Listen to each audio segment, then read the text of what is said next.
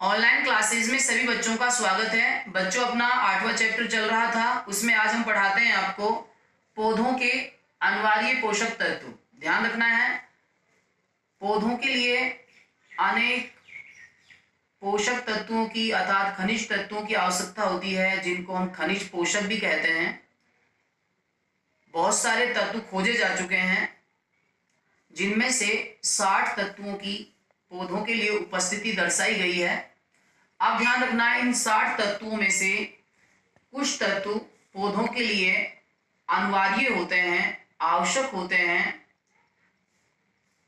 कुछ तत्व ऐसे होते हैं जिनकी पौधों को आवश्यकता नहीं होती, उनको हम अनावश्यक तत्व या अनिवार्य तत्व भी कहते हैं।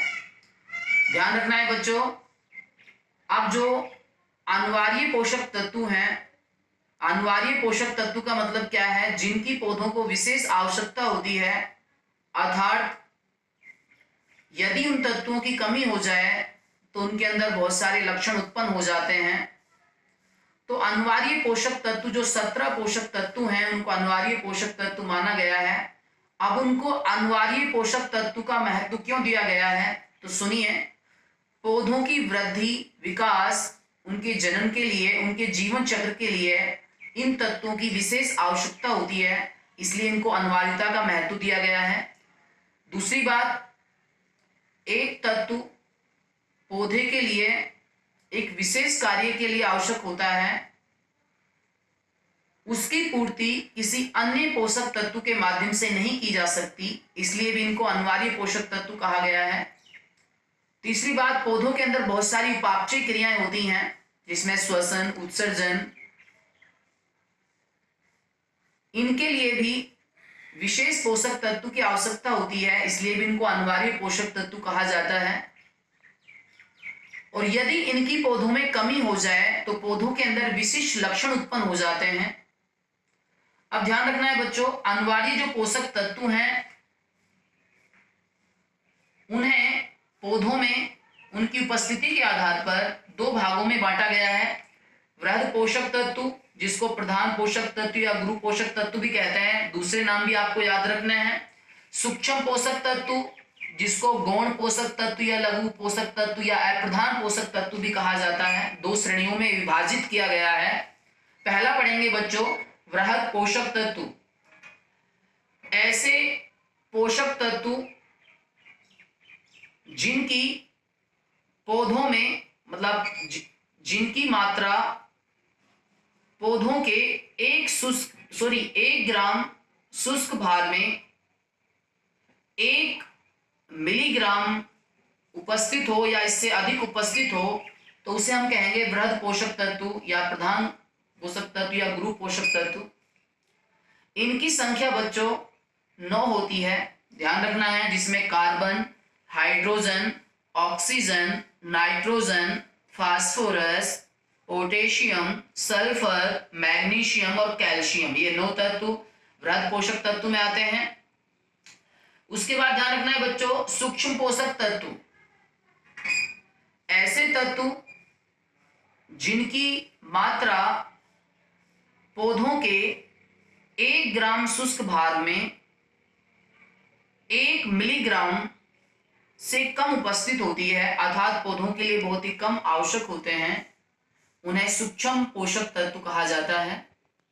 इनकी संख्या बच्चों ध्यान रखनी है आपको, 8 होती है, जिसमें iron, boron, manganese, copper, zinc, molybdenum, chlorine और निकेल, या जिसको निकेल भी बोलते हैं, ये 8 पोषक तत्व आते हैं। कुछ पोषक तत्व बच्चों ऐसे होते हैं जो दोनों के बीच में काम करते हैं, उनको मध्यवर्ती पोषक तत्व भी कहा जाता है, जिसमें आयरन और बोरॉन 2 तत्वों को शामिल किया गया है। पूछा जाए मध्यवर्ती पोषक तत्व कौन कौन से होते हैं, तो क्या लिखोगे बच्चों? आयरन और क्या? बोरॉन। इन 17 तत्वों के अलावा, ये तो आवश्यक होते ही होते हैं, इन 17 तत्वों के अलावा पौधों के लिए कुछ अन्य महत्वपूर्ण या लाभदायक तत्वों की भी आवश्यकता होती है। इसलिए बताया जाता है कि उन्हें लाभदायक या कार्यात्मक तत्व भी कहा जाता है, जिसमें NaSiCO जिसको कोबाल्ट कहते हैं, Se, ये 4 तत्व सम्मिलित किए जाते हैं। अब ध्यान रखना है बच्चों, अनिवार्य जो पोषक तत्व होते हैं, अनिवार्य जो पोषक तत्व होते हैं जिसमें 17 पोषक तत्व शामिल किए जाते हैं, उन्हें पादपों में उनके कार्यों के आधार पर निम्न श्रेणियों में या निम्न भागों में बांटा गया है, जिसमें पहला पढ़ेंगे हम संरचनात्मक तत्व। क्या है बच्चों? संरचनात्मक तत्व। ध्यान रखना है, ये पौधों के अंदर अनेक प्रकार के रसायनों को बनाने में सहायता करते हैं, जैसे कार्बोहाइड्रेट है, वसा है, प्रोटीन है, डीएनए जो कि न्यूक्लिक अम्ल में आता है। डीएनए की फुल फॉर्म आपको याद होनी चाहिए, डीऑक्सी राइबोज न्यूक्लिक अम्ल। आरएनए राइबोज या राइबो न्यूक्लिक अम्ल आदि के घटकों के रूप में काम करते हैं, आदि को बनाने में सहायता करते हैं। इसमें जैसे कार्बन है, हाइड्रोजन है, ऑक्सीजन है, नाइट्रोजन है, इनमें संरचनात्मक तत्व में आते हैं ये। दूसरा है ऊर्जा संबंधित तत्व। ये आप जानते ही हो, पौधों में भी विभिन्न कार्यों को करने के लिए ऊर्जा की आवश्यकता होती है, जैसे एटीपी एडिनोसिन ट्राइफॉस्फेट, ये ऊर्जा का अणु है। तो एडिनोसिन ट्राइफॉस्फेट में फास्फेट शब्द आ रहा है, तो इसको बनाने में फास्फोरस की विशेष भूमिका होती है। किसकी बच्चों? फास्फोरस की। क्लोरोफिल पर्णहरित, पौधों का रंग हरा होता है, इसके कारण इसको बनाने में मैग्नीशियम की भूमिका होती है। तो ये ऊर्जा संबंधित कार्य तत्व कहलाते हैं, क्योंकि क्लोरोफिल भी सूर्य की जो प्रकाश ऊर्जा है उसको अवशोषित करके पौधों में प्रकाश संश्लेषण में भाग लेता है। उसके बाद तीसरा जो है एंजाइम सक्रियक तत्व। पौधों के अंदर बहुत सारे एंजाइम उपस्थित होते हैं जो कि उनकी क्रियाओं के लिए आवश्यक होते हैं। उनके अंदर देखा जाता है कि उन एंजाइमों को सक्रिय करने के लिए और उनमें निरोधक, उनकी क्रियाओं को रोकने के लिए भी कुछ तत्वों की आवश्यकता होती है, जिसमें मैग्नीज Mn आता है, magnesium Mg, zinc Zn, molybdenum Mo, ये 4 जो तत्व हैं ये एंजाइम सक्रियक तत्व भी कहलाते हैं। और वे तत्व, बहुत सारे ऐसे तत्व भी होते हैं जो पादपों की कोशिकाओं के लिए परासरणी कार्यों में भाग लेते हैं। परासरणीय जो सांद्रता है उसका संतुलन करते हैं, जिसमें पोटेशियम, क्लोरीन ये तत्व सम्मिलित किए जाते हैं। उसके बाद बच्चों आपको ध्यान रखना है कि जो 17 अनिवार्य जो पोषक तत्व हैं, जिनको हम खनिज पोषक भी कहते हैं, इनमें इनको भी 2 भागों में बांटा गया है। एक तो खनिज तत्व, एक अखनिज तत्व। खनिज तत्व का मतलब तो क्या है? ऐसे तत्व जिन्हें पौधे मृदा से प्राप्त करते हैं, अर्थात जिनका स्रोत मृदा होती है, मृदा में उपस्थित होते हैं, मृदा से प्राप्त करते हैं, उनको खनिज पोषक तत्व कहते हैं। इनकी संख्या 14 होती है। उसके बाद ध्यान रखना है बच्चों, जो अखनिज पोषक तत्व कहलाते हैं, जिनको पौधे मृदा से प्राप्त नहीं कर अर्थात जिनका स्रोत मृदा नहीं होती। अब मृदा के अलावा कौन सा भाग होगा? उसमें वायुमंडल भी भाग ले सकता है, जल भी भाग ले सकता है, वहां से प्राप्त करते हैं। उन्हें हम एक तरह से अखनिज पोषक तत्व कहते हैं। लेकिन इसमें 4 पोषक तत्व आते हैं, कार्बन, हाइड्रोजन, ऑक्सीजन और नाइट्रोजन। लेकिन ये ध्यान रखना है, नाइट्रोजन मृदा के अंदर भी उपस्थित होती है और वायुमंडल में भी उपस्थित होती है, तो ये दोनों के बीच की श्रेणी के रूप में काम में आती है। अब बात आती है बच्चों, ये तो तत्वों के बारे में हमने सामान्य जानकारी दी आपको कि पौधों के लिए कौन कौन से तत्व आवश्यक होते हैं।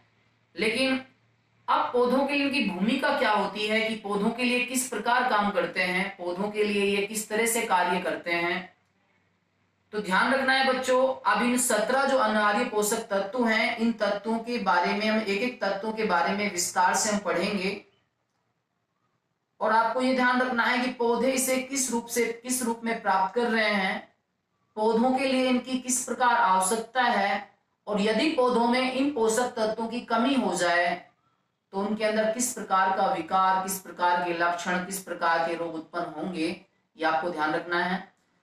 तो कार्बन, हाइड्रोजन और ऑक्सीजन,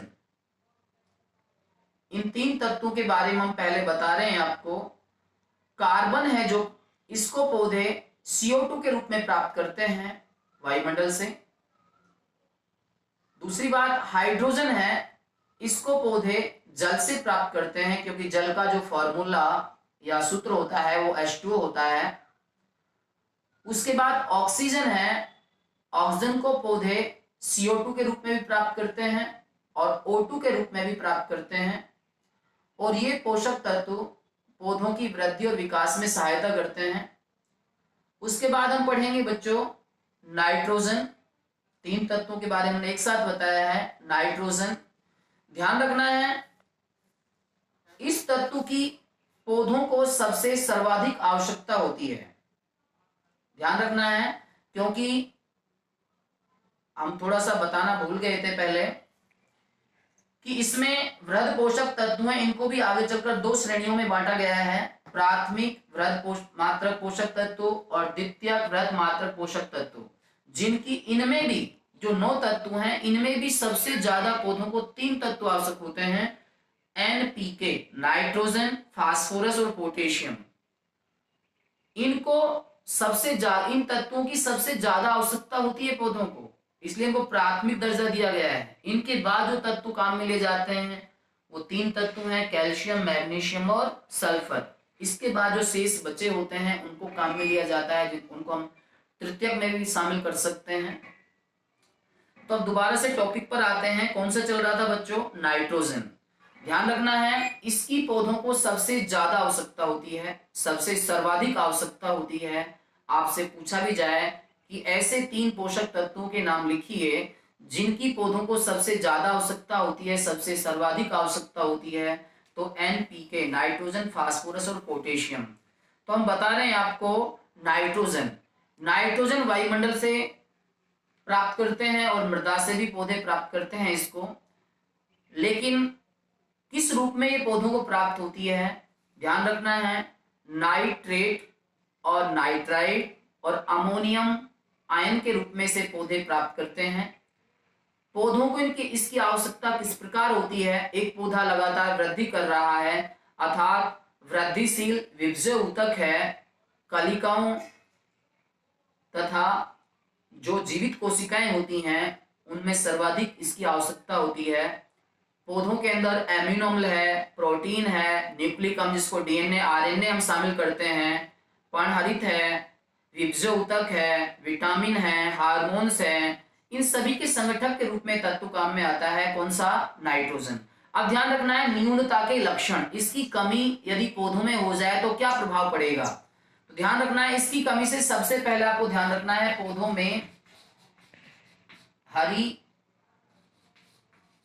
महीनता आ जाती है। क्या आ जाती है बच्चों?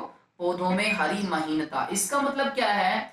पौधों की पत्तियों के अंदर जो उनको हरा बना रहा है, जिसको हम पर्णहरित कहते हैं, उसकी कमी हो जाती है, अर्थात पौधों की पत्तियों में से पर्णहरित क्या हो जाता है? नष्ट हो जाता है, जिससे पौधों में हरी महीनता आ जाती है। दूसरी बात, पर्णहरित के विघटन से जब पर्णहरित नष्ट हो जाता है तो उधर एक गुलाबी रंग का एक वर्णक बन जाता है, इसको एंथ्रोसाइनिन कहते हैं। क्या कहते हैं बच्चों? एंथोसाइनिन कहते हैं। इसके कारण पत्तियां गुलाबी रंग की हो जाती हैं। पार्श्व कलिकाओं के अंदर प्रसुप्ति बढ़ जाती है, वो आगे प्रस्फुटित नहीं हो पाती हैं। एक तरह से वृद्धि से पौधा जब वृद्धि नहीं हो पाती है तो पौधा कोना रह जाता है। तो बच्चों आज इतना ही काफी है। 16 पोषक तत्व बचे हैं, उनके बारे में हम आपको कल विस्तार से बताएंगे। इसके नोट्स हम ऑलरेडी आपको पहले ही भेज चुके हैं, उनको आप अपनी नोटबुक में उतारें, वीडियो को देखते हुए नोट्स को पढ़ें, समझने की कोशिश करें। मैं मानता हूं आपकी अच्छी तरह से समझ में आएगा। धन्यवाद।